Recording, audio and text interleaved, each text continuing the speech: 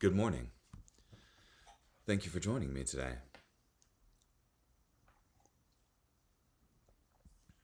This morning we'll be in 1 Kings chapter 9 verse 1 through chapter 10 verse 29.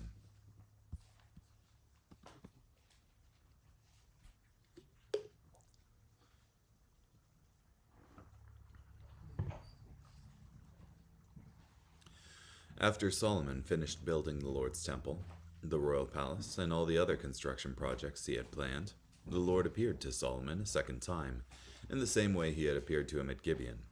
The Lord said to him, I have answered your prayer and your request for help that you made to me. I have consecrated this temple you built by making it my permanent home. I will be constantly present there. You must serve me with integrity and sincerity, just as your father David did. Do everything I commanded, and obey my rules and regulations. Then I will allow your dynasty to rule over Israel permanently, just as I promised your father David. You will not fail to have a successor on the throne of Israel. But if you or your sons ever turn away from me, fail to obey the regulations and rules I introduced you to keep, and decide to serve and worship other gods, then I will remove Israel from the land I have given them. I will abandon this temple I have consecrated with my presence, and Israel will be mocked and ridiculed among all the nations. This temple will become a heap of ruins. Everyone who passes by it will be shocked and will hiss out their scorn, saying, Why did the Lord do this to the land and this temple? Others will then answer, Because they abandoned the Lord their God, who led their ancestors out of Egypt. They embraced other gods whom they worshipped and served. That is why the Lord has brought all this disaster down on them. After 20 years, during which Solomon built the Lord's temple in the royal palace, King Solomon gave King Hiram of Tyre 20 cities in the region of Galilee, because Hiram had supplied Solomon with cedars, evergreens, and all the gold he wanted. When Hiram went out from Tyre to inspect the cities Solomon had given him, he was not pleased with them. Hiram asked, Why did you give me these cities, my friend? He called the area the region of Kabul, a name which it has retained to this day. Hiram had sent to the king 120 talents of gold. Here are the details concerning the work crews King Solomon conscripted to build the Lord's temple, his palace, the terrace, the wall of Jerusalem, and the cities of Hazor, Megiddo, and Gezer. Pharaoh, king of Egypt, had attacked and captured Gezer. He burned it and killed the Canaanites who lived in the city. He gave it as a wedding present to his daughter, who had married Solomon. Solomon built up Gezer, Lower Beth-horon, Baalath, Tadmor in the wilderness, and all the storage cities that belonged to him, in the cities where chariots and horses were kept. He built whatever he wanted in Jerusalem, Lebanon, and throughout his entire kingdom. Now several non-Israelite people were left in the land after the conquest of Joshua, including the Amorites, Hittites, Perizzites, Hivites, and Jebusites. Their descendants remained in the land. The Israelites were unable to wipe them out completely. Solomon conscripted them for his work crews, and they continued in that role to this very day. Solomon did not assign Israelites to these work crews. The Israelites served as his soldiers, attendants, officers, charioteers, and commanders of his chariot forces. These men were also in charge of Solomon's work projects. There were a total of 550 men who supervised the workers. Solomon built the terrace as soon as Pharaoh's daughter moved up from the city of David to the palace Solomon built for her. 3 times a year, Solomon offered burnt offerings and peace offerings on the altar he had built for the Lord, burning incense along with them before the Lord. He made the temple his official worship place. King Solomon also built ships in Ezion-Geber, which is located near Elat in the land of Edom, on the shore of the Red Sea. Hiram sent his fleet and some of his sailors, who were well acquainted with the sea, to serve with Solomon's men. They sailed to Ophir, took from there 420 talents of gold, and then brought them to King Solomon. When the Queen of Sheba heard about Solomon, she came to challenge him with difficult questions. She arrived in Jerusalem with a great display of pomp, bringing with her camels, carrying spices, a very large quantity of gold and precious gems. She visited Solomon and discussed with him everything that was on her mind. Solomon answered all her questions. There was no question too complex for the king.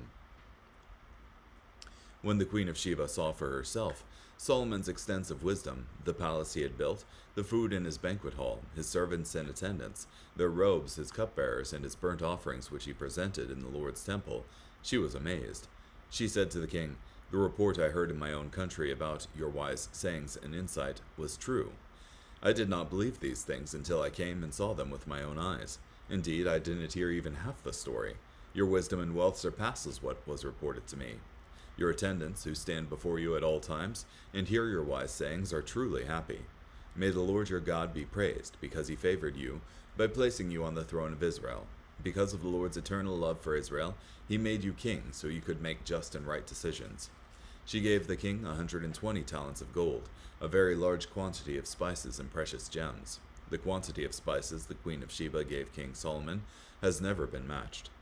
Hiram's fleet, which carried gold from Ophir, also brought from Ophir a very large quantity of fine timber and precious gems. With the timber, the king made supports for the Lord's temple and for the royal palace, and stringed instruments for the musicians. No one has seen so much of this fine timber to this very day. King Solomon gave the Queen of Sheba everything she requested, besides what he had freely offered her. Then she left and returned to her homeland with her attendants. Solomon received 666 talents of gold per year, besides what he collected from the merchants, traders, Arabian kings, and governors of the land. King Solomon made 200 large shields of hammered gold. 600 measures of gold were used for each shield. He also made 300 small shields of hammered gold. 3 minas of gold were used for each of these shields. The king placed them in the palace of the Lebanon forest. The king made a large throne decorated with ivory and overlaid it with pure gold. There were 6 steps leading up to the throne, and the back of it was rounded on top. The throne had 2 armrests with a statue of a lion standing on each side. There were 12 statues of lions on the 6 steps, 1 lion at each end of each step. There was nothing like it in any other kingdom. All of King Solomon's cups were made of gold, and all the household items in the palace of Lebanon forest were made of pure gold. There were no silver items, for silver was not considered very valuable in Solomon's time. Along with Hiram's fleet, the king had a fleet of large merchant ships that sailed the sea. Once every 3 years, the fleet came into port with cargoes of gold, silver, ivory, apes, and peacocks. King Solomon was wealthier and wiser than any of the kings of the earth. Everyone in the world wanted to visit Solomon to see him display his God-given wisdom. Year after year, visitors brought their gifts, which included items of silver, items of gold, clothes, perfume, spices, horses, and mules. Solomon accumulated chariots and horses. He had 1,400 chariots and 12,000 horses. He kept them in assigned cities and in Jerusalem. The king made silver as plentiful in Jerusalem as stones. Cedar was as plentiful as sycamore fig trees are in the lowlands. Solomon acquired his horses from Egypt and from Quay. The king's traders purchased them from Quay. They paid 600 silver pieces for each chariot from Egypt and 150 silver pieces for each horse. They also sold chariots and horses to all the kings of the Hittites and to the kings of Syria.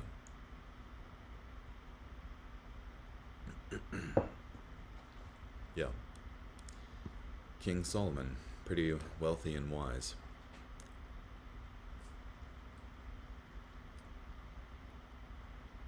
Yeah, so at the start here, the Lord appears to King Solomon a second time, reaffirming that his promise to David, that is, as long as his descendants obey his rules and regulations, you will not fail to have a successor on the throne of Israel. But if they turn away, then he will remove Israel from the land. And just because there's this nice temple on the land doesn't mean that that will protect them either. The temple will become a heap of ruins.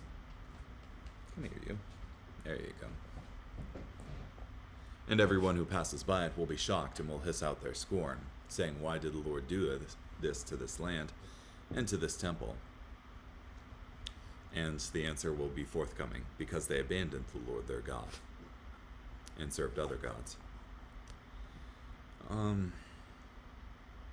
Then Solomon gives King Hiram of Tyre 20 cities in the region of Galilee, which is, I would say, explicitly against the rules in what was given to Israel, because the land was supposed to be a generational possession. That is,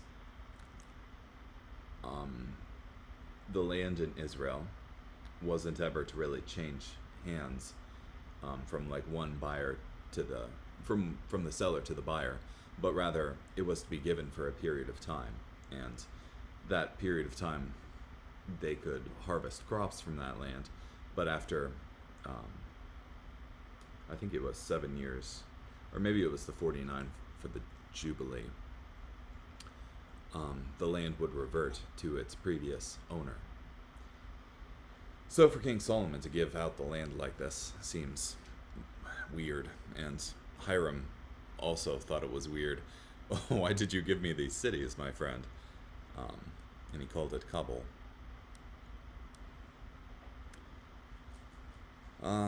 Had the work crews and what cities Solomon built up. 550 men on the who supervised the workers. That's not including the workers themselves. He built ships, went to Ophir, got gold.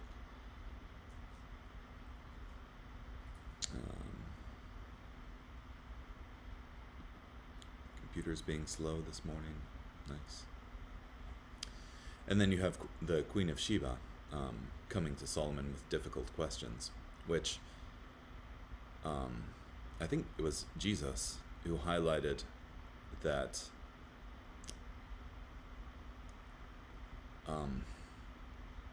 the Queen of the South came and heard the wisdom of Solomon, and she would rise up against this generation because someone greater than Solomon was there, that namely Jesus.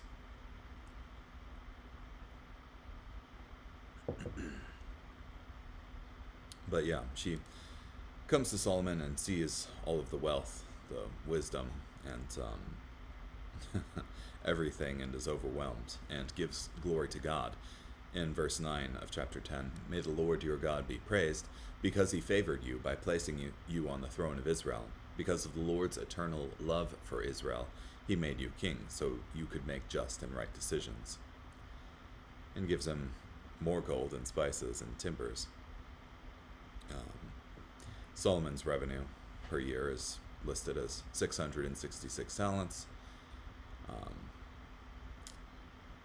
He made 200 large shields of hammered gold and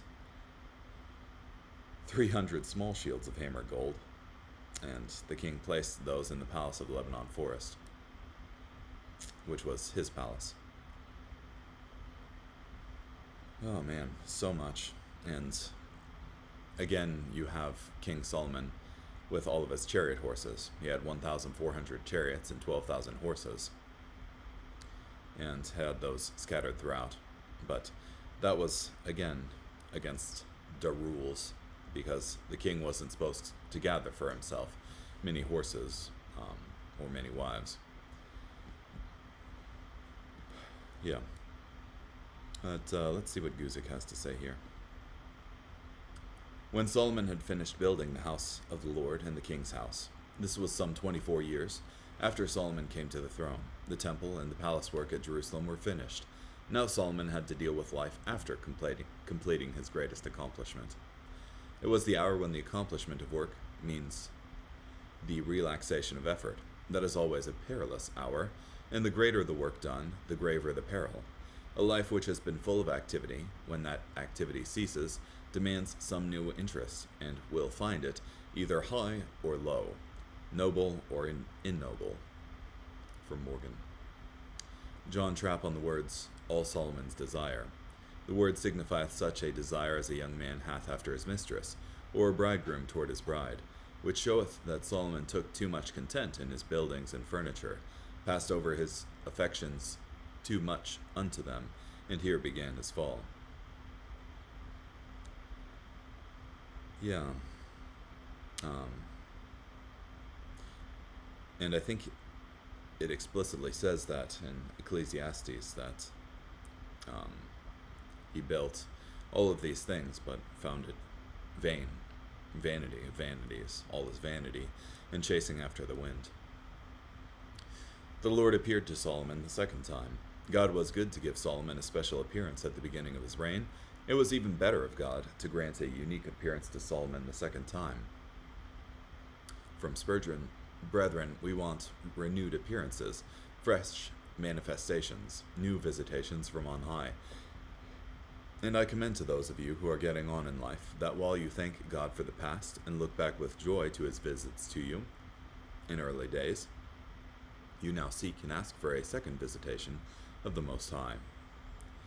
We do not need to be converted again, yet we do want that again over our heads the windows of heaven should be opened, that again a Pentecost should be given, and that we should renew our youth like the eagles, to run without weariness, and to walk without fainting.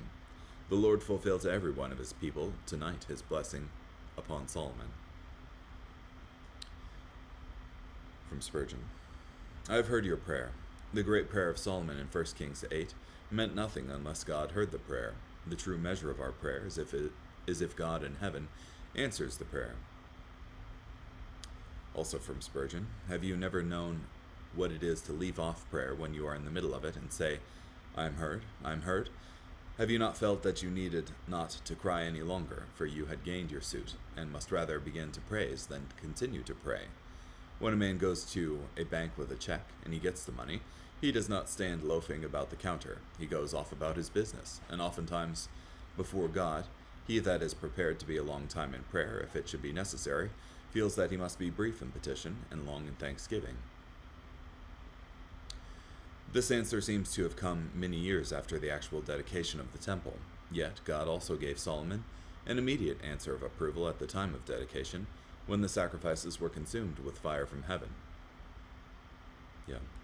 And the Shekinah glory of the Lord descended on the temple. I have consecrated this house which you have built. The building was Solomon's work, done in the power and inspiration of the Lord. The consecration of the building was God's work. Solomon could build a building, but only God could hallow it. From Mayer, man builds, God hallows. This cooperation between man and God pervades all life. Man performs the outward and mechanical, God the inward and spiritual. We must be careful to do our part with reverence and godly fear, remembering that God must work in realms we cannot touch, and to issues we cannot reach, before our poor exertions can avail. Now if you walk before me as your father David walked, then I will establish the throne of your kingdom over Israel forever. God's answer to Solomon's prayer had a great condition. If Solomon walked before God in obedience and faithfulness, he could expect blessing on his reign and the reign of his descendants, and the dynasty of David would endure forever. God did not demand perfect obedience from Solomon. David certainly did not walk perfectly before the Lord, and God told Solomon to walk before me as your father David walked. This was not out of reach for Solomon. But if you or your sons at all turn from following me, then I will cut off Israel from the land. The positive promise of 1 Kings 9, 1-5, was followed by a negative promise. If Solomon or his descendants were to turn from following the Lord, God promised to correct a disobedient Israel. In this house which I have consecrated for my name, I will cast out of my sight. God answered Solomon's prayer in 1 Kings 8, but it was not an unqualified promise to bless the temple in any circumstance. God blessed the temple and filled it with the glory of his presence, but he would cast it out of his sight if the kings of Israel forsook the Lord. With such a glorious temple, Israel would be tempted to forsake the God of the temple and make an idol of the temple of God. Here the Lord made them know that he could never bless this error. And Israel will become a proverb. Everyone who passes by it will be astonished and will hiss. Under the Old Covenant, God promised to use Israel to exalt himself among the nations one way or another. If Israel obeyed, he would bless them so much that others had to recognize the hand of God upon Israel. See the next chapter with the Queen of Sheba. If Israel disobeyed, he would chastise them so severely that the nations would be astonished at the hard work of God among his disobedient people, and they would know that the Lord has brought all this calamity on them. The Living Bible has a vivid wording of 1 Kings 9:7. Israel will become a joke to the nations and an example and proverb of sudden disaster. yeah, either blessed so much that people recognize them by their abundance, or cursed so much that people wonder at the level of disaster that befell them. But yeah, I think this is important as well, regarding what we've been reading in the Gospels. Well, I guess in Acts as well, where this adherence to the temple of the Lord, thinking that,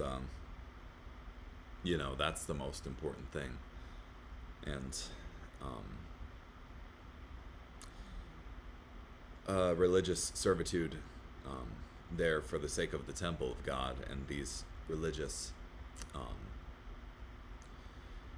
actions, methods that they've produced, rather than the God to whom it was supposed to be directed. They should have taken note of 1 Kings 9, and it's all contingent on obedience to God, not serving the temple faithfully. Hiram, the king of Tyre, had supplied Solomon with cedar, cypress, and gold. Tyre, the prominent city in the land just north of Israel, in modern Lebanon, was noted for its fine wood. King Solomon then gave Hiram 20 cities in the land of Galilee. This was not good. Hiram was indeed a friend to both David and Solomon, but the land of Israel was given to Israel by divine decree. Trading Israel's land for a glorious temple and palace was not a good deal. However, the transaction may be described here to show that Solomon was a shrewd dealer and got the better end of Hiram in these arrangements. It seems that Solomon gave Hiram some fairly insignificant settlements and received a large amount of gold in return. To pay for the gold, Solomon mortgaged 20 settlements rather than towns, for Iram is used of any group of habitations, from a hamlet to a metropolis, from Wiseman. It is clear that Hiram considered the cities to be worthless and taunted Solomon for giving him good-for-nothing towns. Hiram nicknamed the cities Kabul, which literally means good for nothing. Even though he was displeased with the trade, Hiram went ahead with it in good humor and sent Solomon 120 talents of gold from Dildé. A talent is calculated to be about 70 pounds of gold. Dildé estimated the value of this gold at more than $50 million, something close to $161 million at 2015 prices. But they did not please him. We don't know exactly why Hiram was displeased with these cities. Perhaps he was displeased with his compromise, knowing that Solomon did something his father, David, never would. This is the reason for the labor force which King Solomon raised. Solomon raised this massive labor force to complete massive building projects. Archaeology is a witness to the ambition and success of the building projects of Solomon. He built the Milo. The Hebrew term Milo is probably a name for a prominent fortress near the temple and the palace. However, it is possible that it describes architectural terracing and buttressing along the northeastern slope of the east hill of Jerusalem, the city of David. Hazor, Megiddo, and Gezer. These were three prominently fortified cities in the days of Solomon. Recent work has demonstrated that these three cities had certain characteristics in common with regard particularly to their fortifications, attributable to the Solomonic era. Most distinctive are the gate complexes, which are identical in plan and virtually of the same dimensions in all three cities, from Patterson and Austell. Hazor was strategically placed in the north, 3 miles north of the Sea of Galilee, being situated at the juncture of the two major highways approaching from the north. It became Israel's chief bulwark against northern invaders until it was destroyed in the 8th century by Tiglath-Pileser III.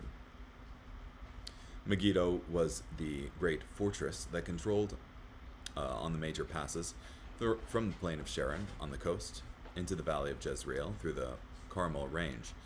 It figures in prophecy as the staging area for the last great battle, Armageddon, in which Christ will defeat the forces of the Antichrist. Gezer, on the road from Joppa to Jerusalem, had been a powerful Canaanite city. Though it was included in the tribal territory of Ephraim, it was not occupied by the Israelites until the time of Solomon. Then it was given to Solomon as a wedding gift by Pharaoh to his daughter, from Patterson and Austell. All the people who were left of the Amorites, Hittites, Perizzites, Hivites, and Jebusites, from these Solomon raised forced labor, as it is to this day. This was another apparent compromise by Solomon. God strictly commanded that the remnants of these tribes be driven out of the land, not used as slave laborers in Israel. Solomon didn't make Israelites forced laborers, but used them to oversee the remnants of the Canaanite tribes. 3 times a year, Solomon offered burnt offerings and peace offerings on the altar, which he had built for the Lord, and he burned incense. It is possible that this was another transgression by Solomon. It may be that he took upon himself the exclusive duties of a priest, offering burnt offerings and incense. However, as is the case in some other passages, this may refer to Solomon initiating such sacrifice and ceremony properly through the priest. They went to Ophir and acquired 420 talents of gold from there. It is hard to say with certainty where the land of Ophir was. Some suggest that it was in southern Arabia or the eastern coast of Africa. This shows the great enterprise and industriousness of Solomon's administration. No man knows certainly to this day where this Ophir was situated. There were 2 places of this name, one somewhere in India beyond the Ganges, and another in Arabia near the country of the Sabaeans, mentioned by Job 22:24.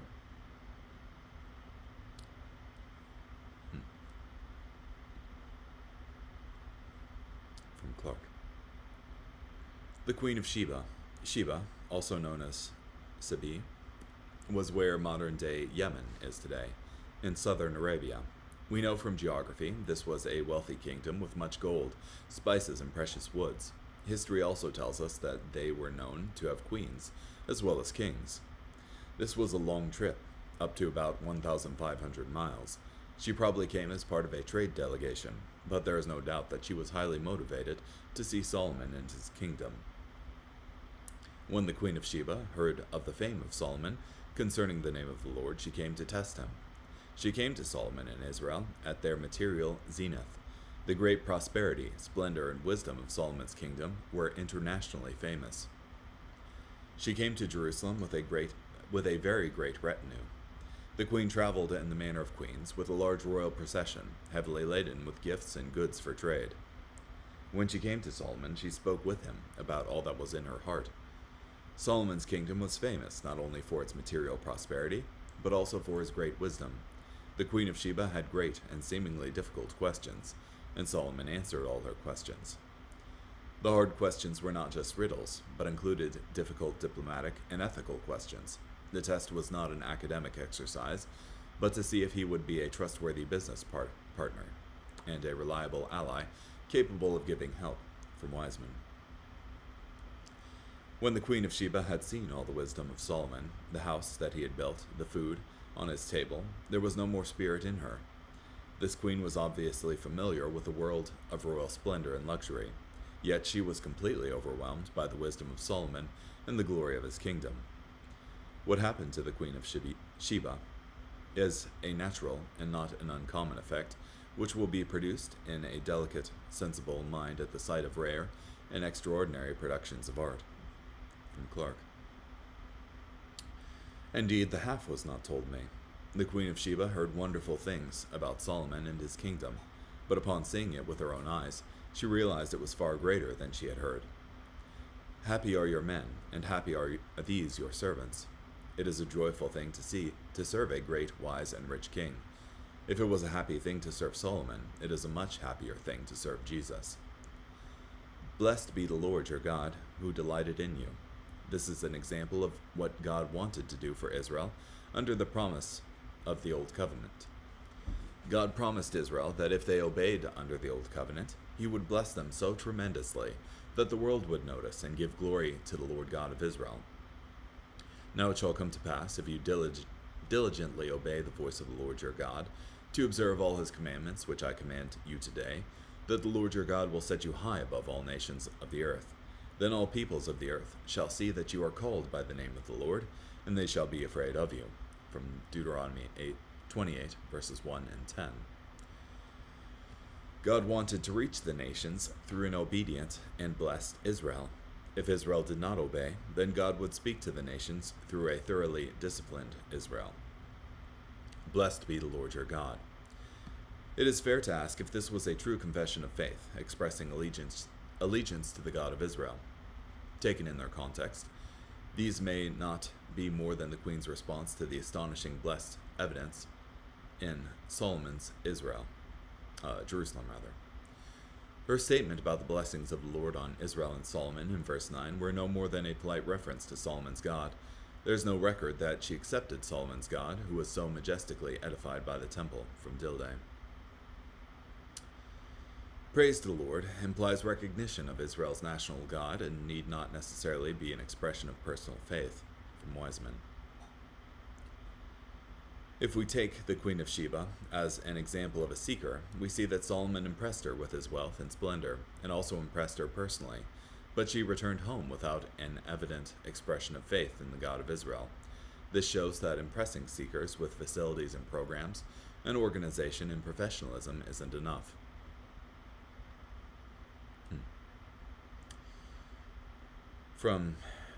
There was also that quotation in Matthew 12:42, where the Queen of Sheba will rise up in judgment with this generation and condemn it, for she came from the ends of the earth to hear the wisdom of Solomon, and indeed a greater than Solomon is here. If the Queen of Sheba sought Solomon in the splendor of his kingdom so diligently, how much more should people today seek Jesus and the glory of his kingdom? The Queen of Sheba will certainly also rise up in judgment against this generation. Because the Lord has loved Israel forever, therefore he made you king. This statement is especially meaningful because Solomon was not necessarily the most logical successor of his father David. There were several sons of David born before Solomon. There never again came such abundance of spices as the Queen of Sheba gave to King Solomon.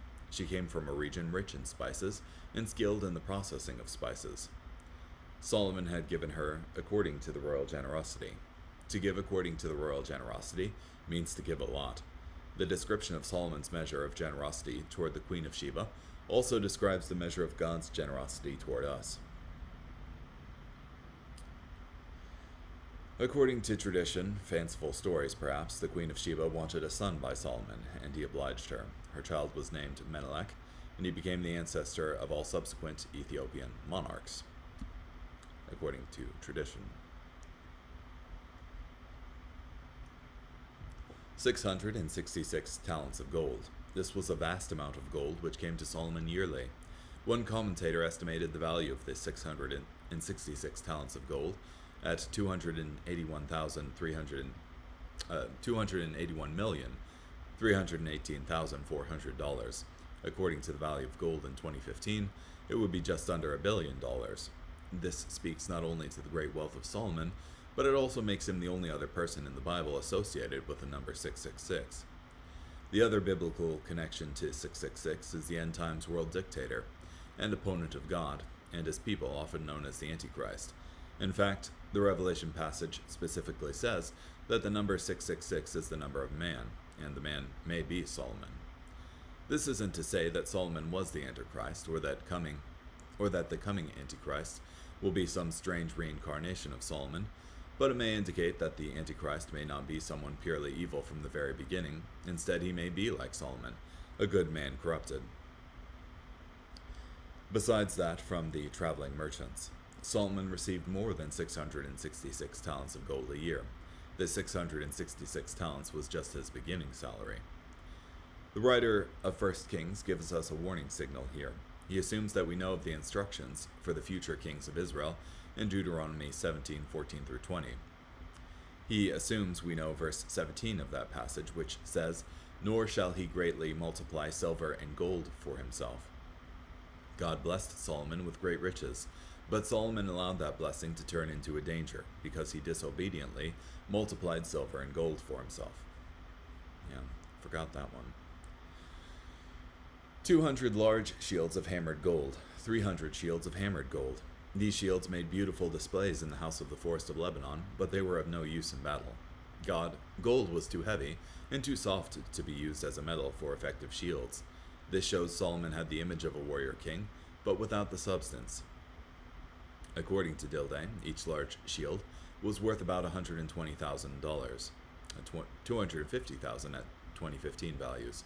The smaller shields were worth $30,000, $57,000 at 2015 values. $33 million was invested in gold ceremonial shields. Not one was silver, for this was accounted as nothing in the days of Solomon. This was a statement of wealth. If taken seriously, it shows the tremendous abundance of Solomon's kingdom. Truly, King Solomon surpassed all the kings of the earth in riches and wisdom, and the promises of Deuteronomy 28, 1 through 14 were fulfilled in his reign. The Lord will open to you his good treasure, the heavens, to give the rain to your land in its season, and to bless all the work of your hand. You shall lend to many nations, but you shall not borrow. Now all the earth sought the presence of Solomon to hear his wisdom which God had put in his heart.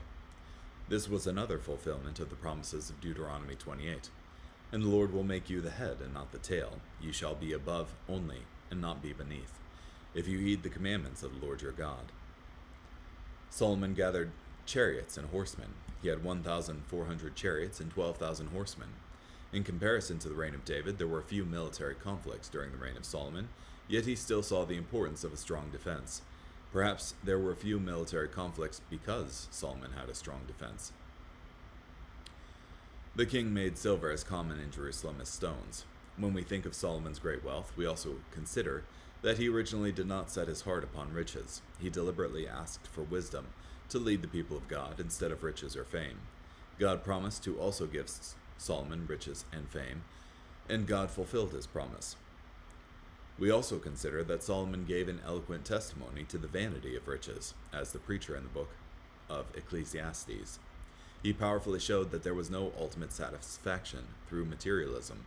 We don't have to be as rich as Solomon to learn the same lesson. And Solomon had horses imported from Egypt and Keva. At the end of his great description of Solomon's wealth and splendor, we have the sound of this dark note. This was in direct disobedience to Deuteronomy 17:16, which said to the kings of Israel, "But he shall not multiply horses for himself, nor cause the people to return to Egypt to multiply horses. For the Lord has said to you, you shall not return that way again." Thus, through their agents, they exported them to all the kings of the Hittites and the kings of Syria. This may explain why Solomon broke such an obvious commandment. Perhaps the importation of horses from Egypt began as trading as an agent on behalf of other kings. From this, perhaps, Solomon could say, "I'm importing horses from Egypt, but I'm not doing it for myself. I'm not breaking God's command." Many examples of gross disobedience begin as clever rationalizations.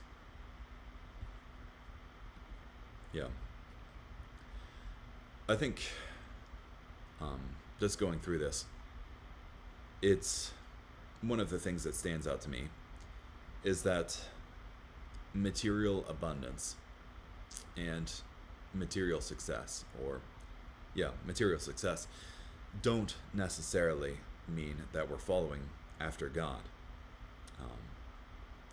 It is distinctly separate from whether or not our relationship with God is good. I think sometimes we can be following God and things look pretty terrible. Take, for example, Jeremiah, who was following God and ended up in the wilderness and just horribly depressed. And I'm thinking of Elijah. But Jeremiah also works because they threw him in a pit. But Elijah, after the contest of the gods with the Baal worshippers there on Mount Carmel, I believe,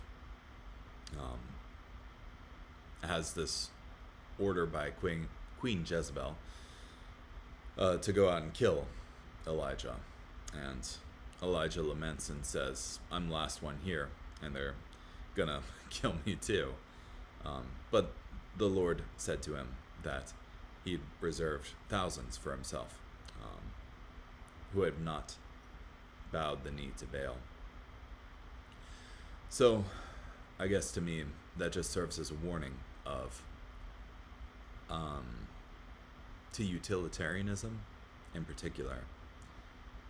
That is the philosophy that whatever works, do that type thing. Because we don't necessarily know what's working on a spiritual sense, because we don't have all of the answers, and we can't observe what's going on spiritually in people's hearts and lives. So we're not necessarily in a good position to judge what's working or not. And conversely, here in the case of Solomon, you have a very materially abundant kingdom, but it's one that's in direct disobedience to God's law, and one that God ends up ripping from Solomon's hands, and it splits into Israel and Judea, or Judah, rather. Yeah, so better to follow God and to keep on following Him when times are tough and when times are good. Anyhow, thank you so much for joining me today. Hope you have a great day. Bye.